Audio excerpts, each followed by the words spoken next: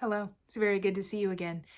It is the first weekend of December, which means we are getting into the season of giving, and gift buying can be very difficult for the reader in your life, or maybe it is difficult to find books that you want to ask for Christmas. So this video can help both buyers and if you're making a Christmas list for yourself. But I've compiled a very large stack of books here next to me, and I've broken them into a variety of categories. So books to get your kind of artsy avant-garde friend, maybe books to get your saga-loving father. I have compiled a list of books that are both well-known, kind of obscure and odd, and just, I think a book for kind of anybody in your life can be in this stack. So let's break it down. For the person in your life that is very into political insight, just your history buff person, whether that be dad, uncle, whoever, your history buff person would probably very much enjoy these three books here. I have talked about this book before in the video that I made about my top 10 books for my undergrad in history. I love this book. This is A Rumor of War by Philip Caputo. This is a Vietnam War memoir. He felt like he was just going to go to war. It was going to be a valiant experience, and he was going to come back home and parades were going to be held in his name. And then whenever he got there, he found out, wow, that's actually not what this is at all. This is a very enlightening story. It's a memoir, but I mean, it reads so very well. Like, it can read like a work of fiction. This is super good. Next, for the maybe American history buff in your life, A Nation of Deadbeats is really, really cool. This is about kind of just the beginnings of America, and it tells the story of America's founding as a series of just financial droughts and struggles and mishaps. It's really, really fun. So you kind of get these both personal, not personal, but like individual experiences of where one man tried to make some money and it failed, or you know, you hear about these big financial disasters or the starting of the, you know, kind of national bank here in America. This is a super interesting look just at financial history in America, and it reads really smoothly and it reads really good. I recommend this highly. And then lastly, for the, I think a lot of history people are very much into the world wars, basically. But The World of Yesterday by Stefan Zweig is a memoir. I've also talked about this before, but this is one of my favorite this is one of my favorite books ever. But this is just what life was like before World War I in Austria, or in Vienna in Austria-Hungary. But this is one of the most beautifully written. I don't read many memoirs, but this one really did speak to me. It's super cool. You kind of get into the atmosphere of what life was like. You kind of see the various eras of, you know, just kind of like German culture before the World Wars. Super cool. I love this story, and I felt like I was growing up alongside Stefan Zweig. These three books I would recommend for the person in your life that is really into deep and hard and heavy literature. So kind of just dense, profound, they want something life-changing, and you want to give them that experience. And I think you can do that through these books here. Herman Hesse's Glass Bead Game is translated from German. Herman Hesse is the same author as Siddhartha, Steppenwolf, Demian. So he's a big name, and I feel like this is kind of one of his lesser read works. This one is super cool. It's about this futuristic kind of society where everybody is highly intellectual. So these intellectuals kind of end up at this place where they're playing this really complex and abstract game that combines all types of knowledge, like music, literature, math, philosophy. But the purpose of this is also just kind of question the purpose and necessity of having such a highly intellectual society. This is a really odd and abstract one to nail down, and it leaves you off on an ambiguous ending. The Glass Bead Game is definitely an interesting one that hopefully your serious reader friend hasn't read yet. Super cool. Next, and they might have read this one already, but The Trial. This is by Franz Kafka, which is one of the biggest names in philosophy. But The Trial is just how this one man gets caught in this absolute bureaucratic nightmare, and just existential, like, dread follows because of this. So it's basically just this one man who is arrested for a crime that he doesn't even know what the crime is. And for some reason, he can't get a hold of the courts that are, handling his crime. And he just can't get a hold of anybody who knows anything about anything. And he can't figure out why he is even arrested in the first place. So it's just this, absurd, dark, satirical, bureaucratic nightmare that he finds himself in. It's super funny, and it's also fairly quick. I think it's like, I don't know, maybe like 100 pages or something. Recommend this one. Next, your very serious reader friend absolutely needs to get their hands on 2666. This is one of the greatest books that I've ever read in my entire life. I cannot recommend this book enough. Please, please read this book.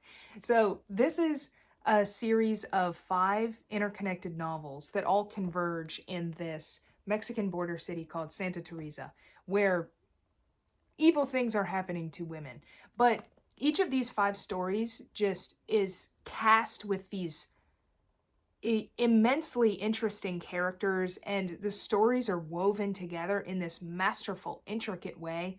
The first book is about these 4 literary critics that are really obsessed with this elusive German author named Archimboldi, and so their lives are kind of set on the front of, we want to find Archimboldi.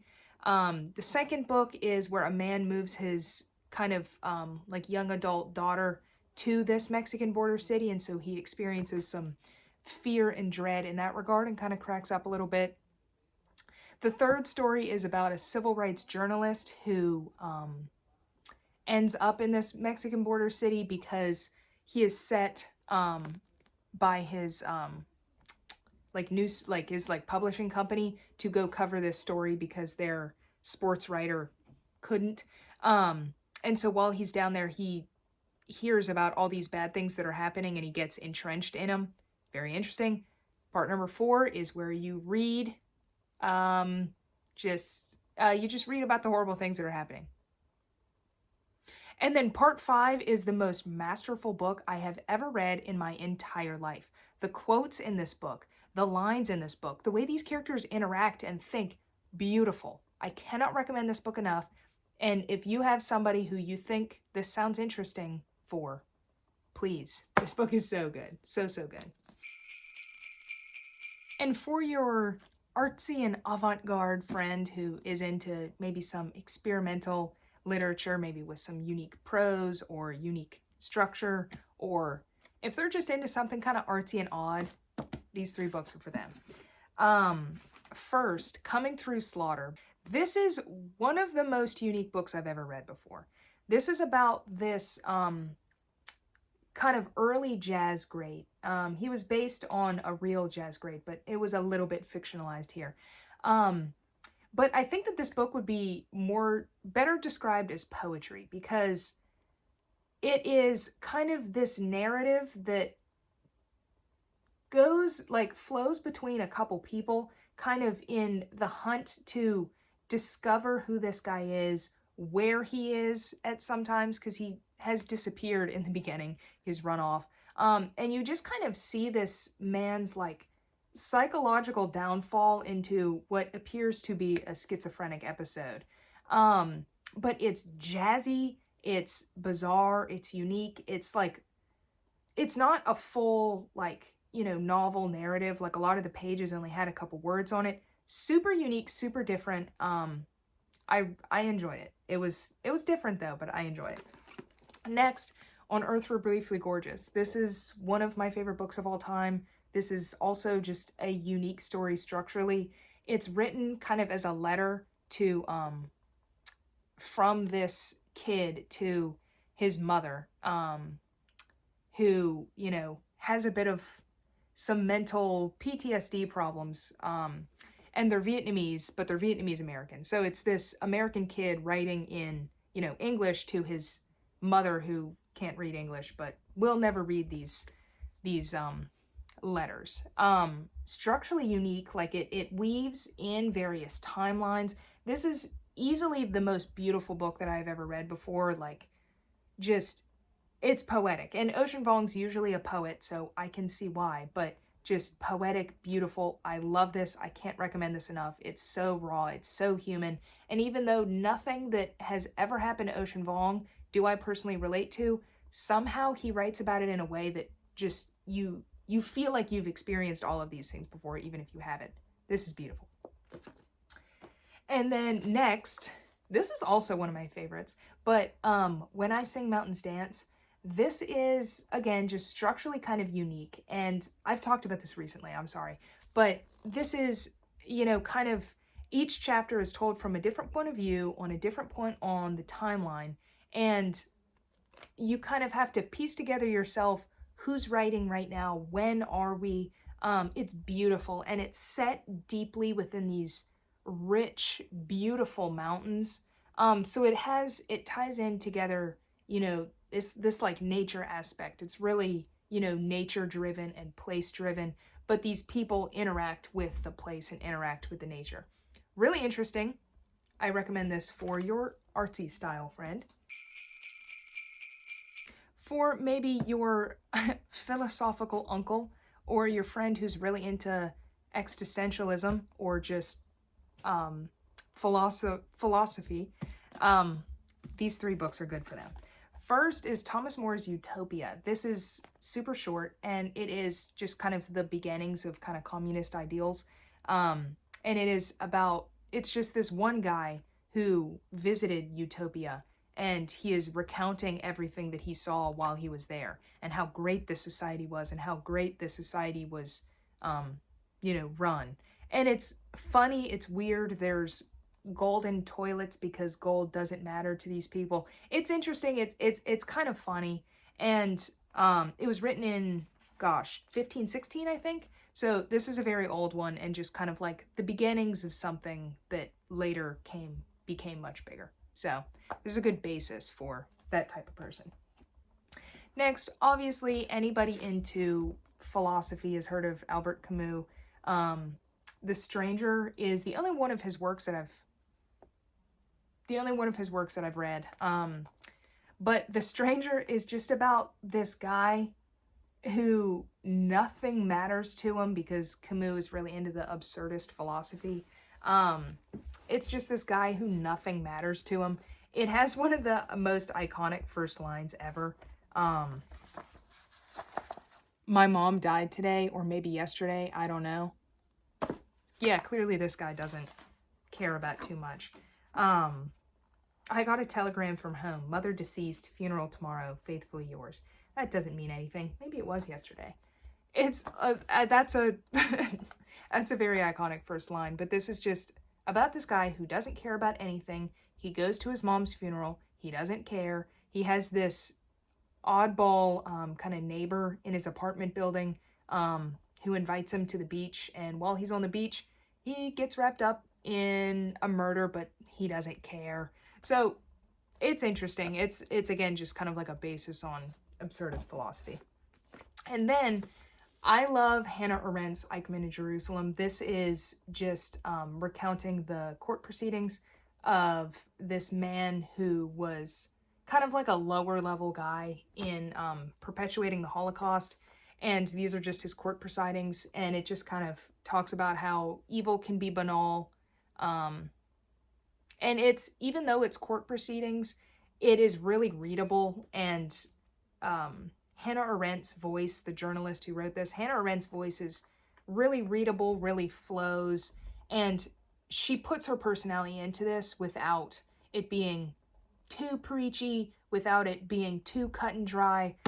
This is very good, and I think philosophy people would be into that. And for the dad who loves sagas, American dramas, just kind of these wide scope, hitting the dirt trail kind of books, I would recommend these three. He's probably already read them. These are all pretty famous books, but if he hasn't, he should. First, No Country for Old Men. This is brutal and bleak, but this type of person would really like it. It is about, this drug deal gone wrong, and this man stumbles upon the scene of the crime, and he takes a briefcase full of cash, and he is just set off on this cat and mouse game that is bleak and dark and brutal. And while this book is brutal, and it is just filled with simple sentences, this does leave you feeling awful. But if this person is drawn to crime and moral conflict and sparse but powerful prose, this is a good recommendation.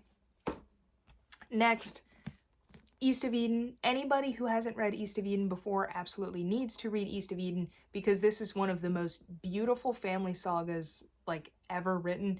It kind of follows like a couple generations of these people, mainly set in the Salinas Valley, Salinas Valley, California.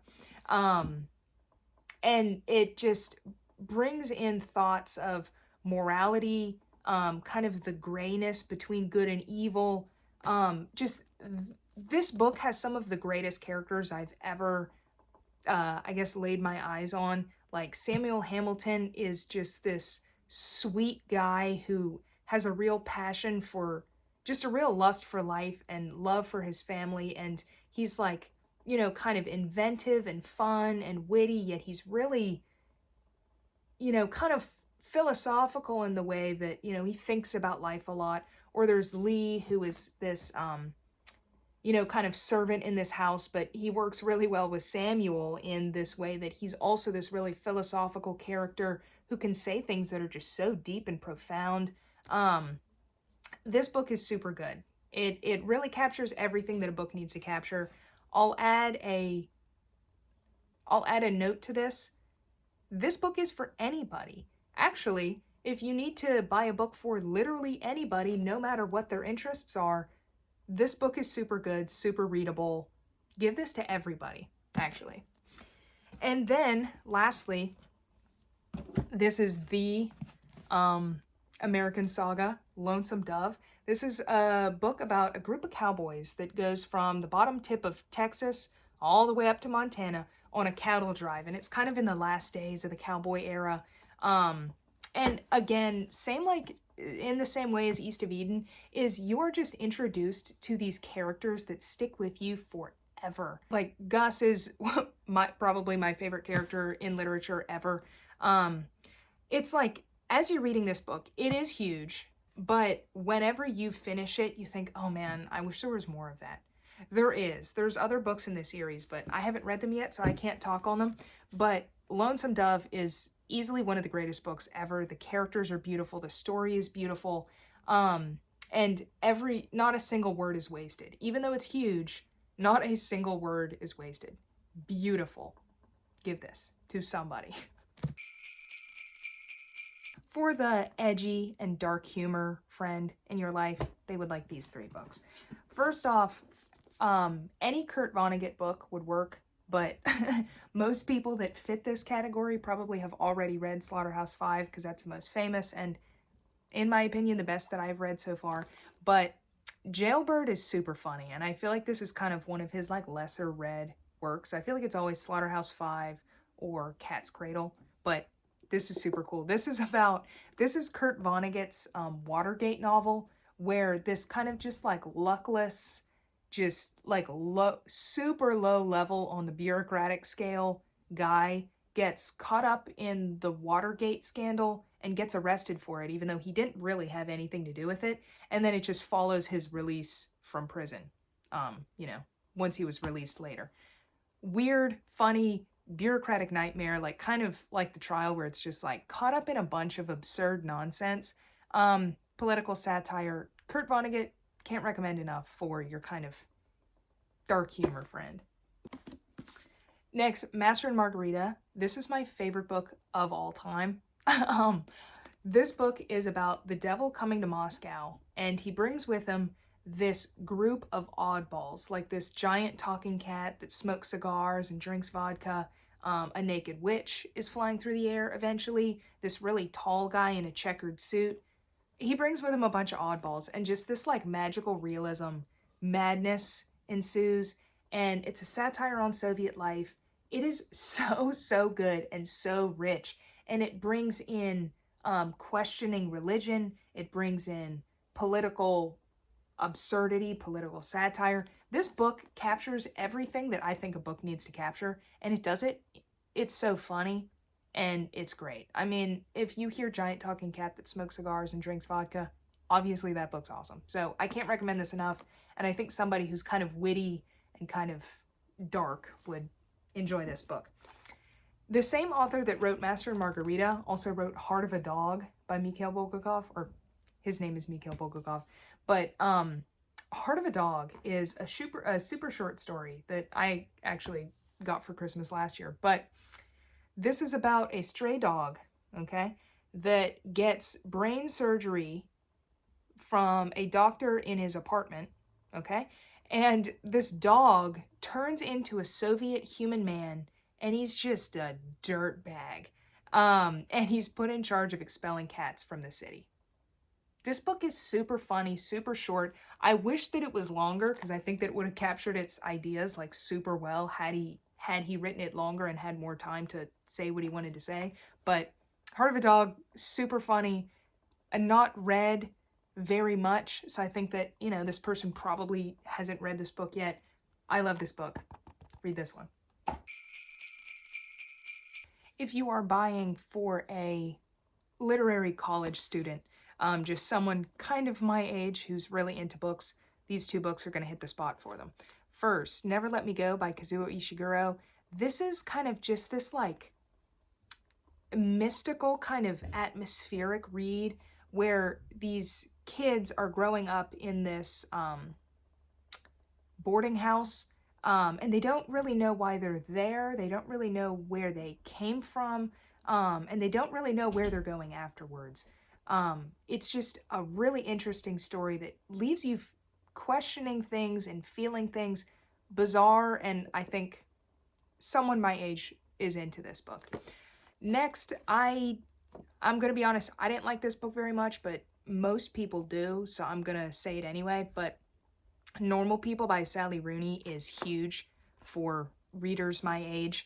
It is just about this, you know, real and raw relationship between these two people that just can't seem to get it right ever.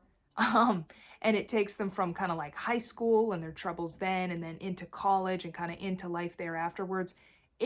It's a really beautiful story. I personally just didn't like the writing very much. It also was a show. It's pretty good. Someone my age would like it, so I'm going to recommend it anyway, even though I thought it was just okay.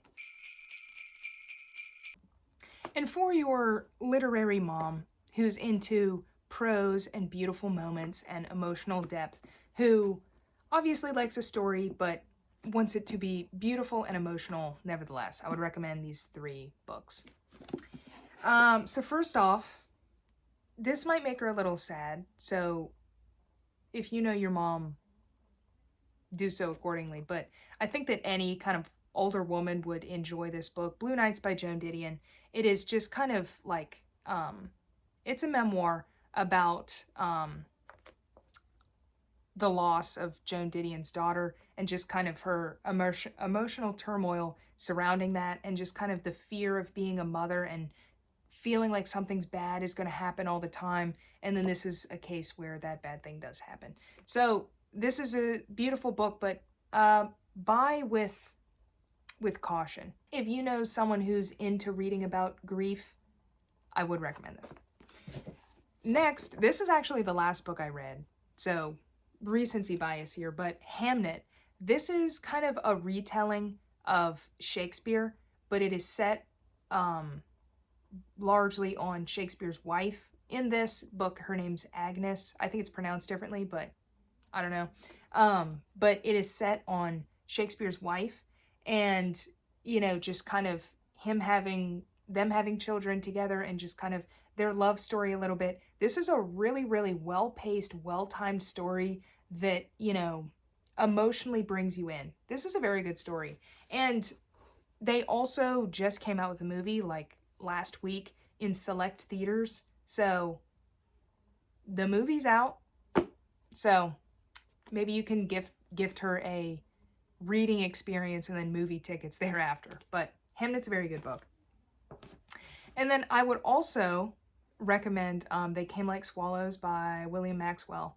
This book is about the mother as the pillar of the family and how everything kind of revolves around a mother. And it is set with this family of mother, father, kind of this rigid guy, but he appreciates his wife.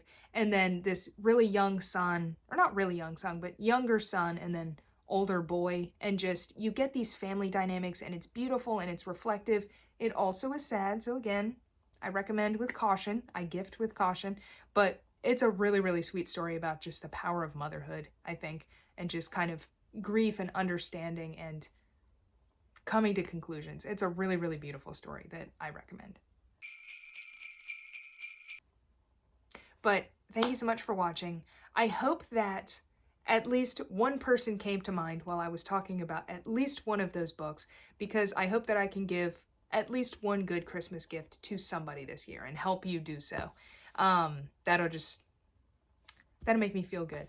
But I guess I will see you guys next weekend. Let me know in the comments if you've read any of those and if you agree with my recommendations or maybe disagree with them. And if you have any extra books to add to this list, please do so, because it's always good to have more options. But I guess I will see you guys next Sunday. See ya.